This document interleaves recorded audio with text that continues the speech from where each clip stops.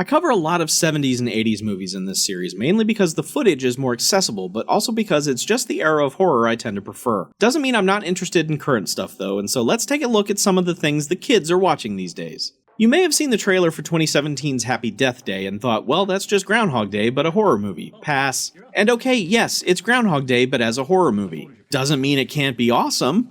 Besides, Groundhog Day came out 25 years ago. It's totally acceptable to try it again. The movie lets you know exactly what it is, starting with the Universal logo, which blinks out and starts over several times before finally playing to completion. Someone gets it. Happy Death Day is the story of Tree.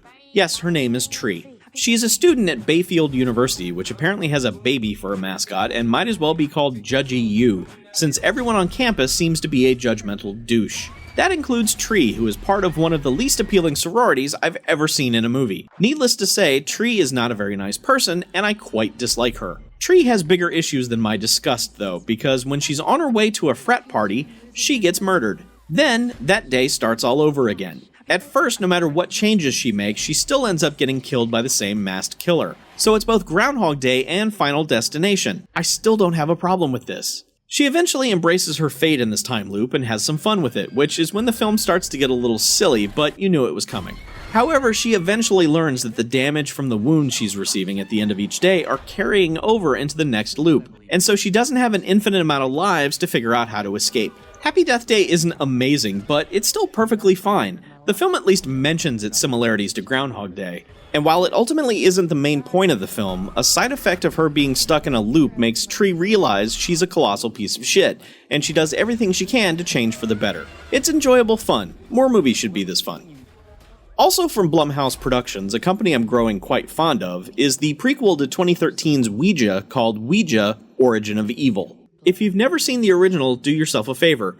Don't. Just watch this. This is much improved and actually works better the less you know about the first one. Like Happy Death Day, Ouija: Origin of Evil also starts with some Universal logo trickery, this time running one of the old school logos since this is a film that takes place in 1967. Good start. Someone is really paying attention to detail. Furthermore, while the film was shot digitally, some effects have been added here and there to make it look somewhat dated, including cigarette burns in the upper right corner that once denoted a real change.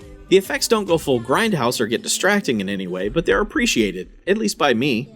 Origin of Evil is the story of the Xander family, who run a seance grifting business out of their home, and when they add a Ouija board to the performance, things get out of hand. Ultimately, they learn that evil has been with them in this house for quite some time, and despite their best efforts, it's going to have lasting effects on their family. There are some silly visuals in Origin of Evil, and yet, I really dug them. They just made me smile and nod like, yeah, you're doing good things here, movie, keep it up. The three female leads are pitch perfect in their roles, and you've got solid secondary performances from E.T.'s Henry Thomas as a priest, and Sam Anderson from Lost, who seems to be finding a new home in supporting horror roles these days. Even if you've seen the first Ouija film and didn't care for it, don't miss out on Origin of Evil. Seriously, it's much, much better than the first one.